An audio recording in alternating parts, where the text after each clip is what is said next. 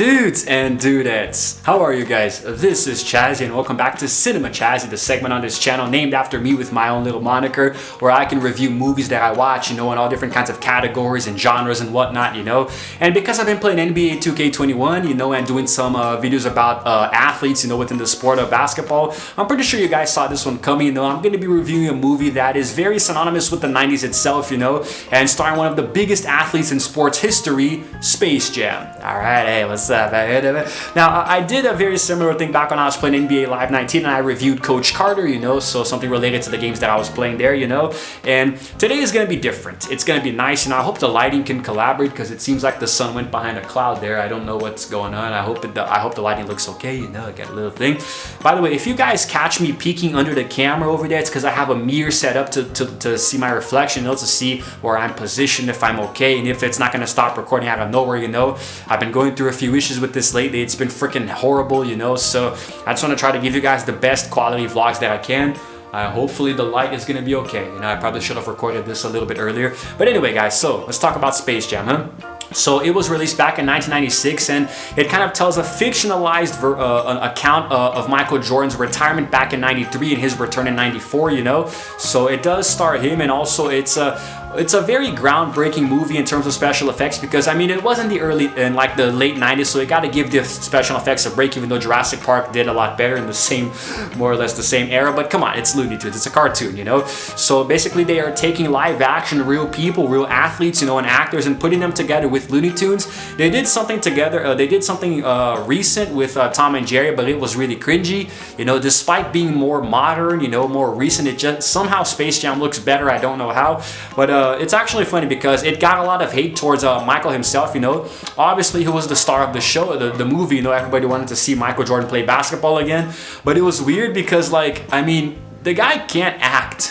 A phenomenal basketball player, one of the best, literally the best ever, the GOAT, the greatest of all time, but the guy could not act to save his life, man. If you've never watched the movie, then watch it for the first time or go back and watch it again if you already have, but this time, pay close attention to Michael Jordan's acting. Just you'll thank me later, okay? But anyway, so I want to talk a little bit about what happens, and it's actually a very interesting project because it had a budget of $80 million and grossed over $250 million, so maybe some of that was because of Michael Jordan, I don't really know, just a little bit, maybe, no, not so much, no, really,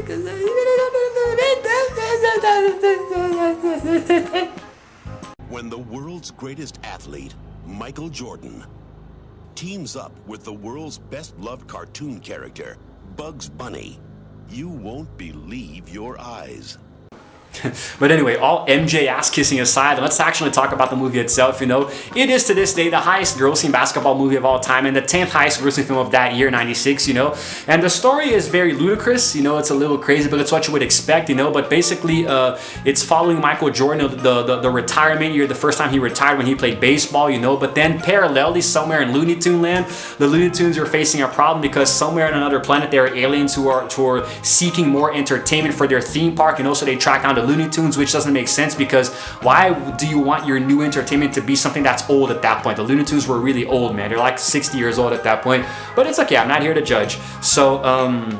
So they seek out the Looney Tunes. They want to kidnap them, to enslave them, to make them entertain them, So then, because Bugs Bunny sees the aliens, the Nerdlucks, as being very small, he challenges them to a basketball game, and that's big mistake number one. It's a rookie mistake, man. It's an NBA classic rookie mistake. You're not gonna win the Rookie of the Year award doing this, Bugsy.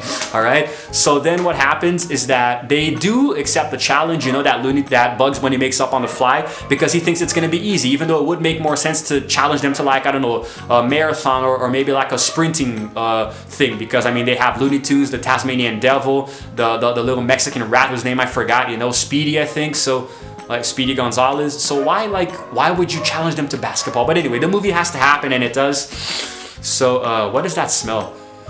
It's like somebody set fire outside or something. It smells like smoke. But anyway, so then because the monsters, they actually go into the real world and start learning more about basketball, and they start stealing the talent from other players, you know, whose names I can't memorize, you know, Charles Barkley, Sean Bradley, Patrick Ewing, Larry Johnson, and Muggsy Bogues, who was the shortest player in the NBA, you know. It's kind of funny how they shoehorned him into the movie, you know. They stole his talent, which he did have a lot of, but he was like a freaking pipsqueak. But anyway, so then the little aliens take the talent and become the Monstars. They morph into these really big monsters who play basketball really well. So that's when the Looney Tunes decide to recruit Michael Jordan so they can so he can help them, you know, not go be enslaved and to be entertainment thingies in a little planet there, you know. It's a very crazy story. Michael is living pretty okay in the real world, even though it's weird because you have Michael Jordan playing himself, Michael Jordan, but you make the guy out to be a poor little family man who lives in a suburban neighborhood, you know, with an old-timey TV sitting on like a bookcase. It's really weird, man. It's really weird, you know, because in real life, Michael Jordan, you guys know that he is the richest athlete, like, of all time, probably, right? At least he is the richest basketball player, you know, that ever existed. Even though LeBron is the richest inside of the game, on court, he's made over $1 billion earnings. But the point is that I'm pretty sure Michael is the highest athlete, the richest athlete of all time, you know, and one of the richest African Americans. So they made him out to be very poor and like approachable, you know, even though you know this guy would be living in like a mansion, driving fancy cars, and wouldn't have a publicist driving him around, and like there would be people mobbing him at every turn. So it was very, you have to, it's a very strong test of suspense of disbelief, you know. You have to really suspend your disbelief at times. But anyway, the point is that, well, it gets a little cringy at times. It gets a little cringy at times, but still, he does eventually make it to the Looney Tunes land, you know, the cartoon land, even though he gets sucked through a golf hole to do it, because he was golfing with Bill Murray and Larry Bird, you know, the former player as well, who also can't really act so well. Nobody doesn't really raise a flag how Michael Jordan gets sucked into a freaking hole in the ground. But hey, man, it's a cartoon movie with cartoon rules and cartoon physics. So I mean, I guess I kind of have to let it slide.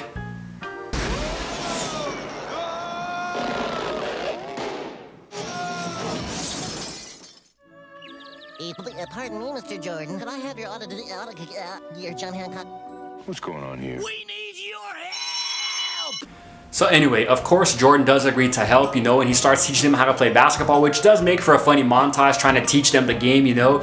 And it's kind of weird because seeing the Looney Tunes interact with Michael Jordan is weird, because you know that in real life he wasn't really interacting with them, you know. He was actually just talking to nobody there, you know, probably just heard voices, you know, so they could add the characters later using green screen and the CGI technology, you know, whatnot. But it's still really weird because throughout the shooting, you know, they actually brought in other NBA players to play with Jordan so he could get back into shape, you know, because he was already retired at that point. So they kind of used them to train him up a little bit so he wouldn't lose his mojo, you know. And the movie eventually builds up to the crescendo of them actually playing the basketball game itself, you know, which is very entertaining, but it didn't age too well. Some of the special effects, it is a very cringy game, and I think that like the thing that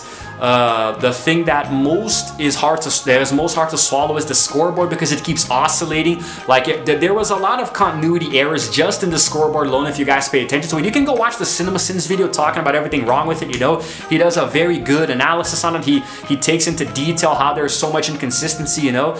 And parallelly to that, before the game starts, the actual NBA players are suffering, you know. They're trying different methods to get their mojo back, you know, but they just can't seem to do it. They go to shrinks and psychiatrists, and is that the same thing? I don't know. They go to therapy, they go to doctors, they do everything they can, but they just can't get their playing back, you know. The NBA suspends, you know, the games because they think it's a virus going around, even though they weren't exactly the best NBA players back then. They were just a few name stars, you know. Because dude, we're talking about the mid 90s. These players weren't really that hot back then, you know. They weren't really averaging too many points that game, you know. So it was actually weird how they were considered to be the stars. And even if they were incapacitated for any reason, the NBA definitely wouldn't suspend games because of them, you know. But anyway, plot holes aside, eventually the game actually does begin, you know.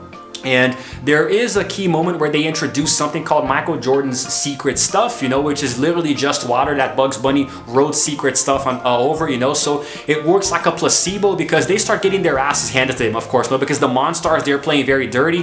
There's no reffing, you know, there are no fouls being called. So I mean, they can just literally stomp on the characters and punch them and throw them and whop them around, you know, so they can score the points. And they start putting up a lot of really crazy points. They're waiting on a blowout, but then because the Looney Tunes get a hold of Jordan Jordan's secret stuff, you know. Like I said, it's a placebo. They think it's something special, so they drink it not knowing that it's water, because you really can't tell the taste of water. You drink water and you can't tell that it's just plain water. But anyway, all of that aside, they drink it and then they become a little more overpowered. But the thing is that one of the biggest plot holes in the movie is this, because they don't actually get better at playing the game. They just start cheating. You know, they stump down to the Monstars, all of them do a bunch of crazy stuff. They use explosives, they use vehicles, they fly, they drive, they throw the ball in unconventional ways. You know, a lot of things happen. It's really crazy to get into too much detail, but they literally start doing things that you would never do in a basketball game. Like, the Monsters are gonna score and they use dynamite to sabotage the other basket, you know. So, but anyway, eventually they do catch up, you know. And the scoreboard is still very inconsistent even then. There's a moment where there's an odd number on the scoreboard, which would indicate that they scored a free throw, but there are no fouls being called. So I'm letting the plot holes take away from the essence, aren't I? I'm sorry to be so nitpicky about this. I watch too much Cinema Sins, okay? He's turning me into a nitpicky asshole just like him. So if you're watching this, Jeremy, by the way, I love your stuff, you know. But seriously, you're driving me crazy, man. God. Dream team, well, we're the mean team.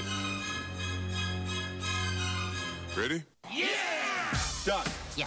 You kick it in here. You go to the hole and dominate. We on defense.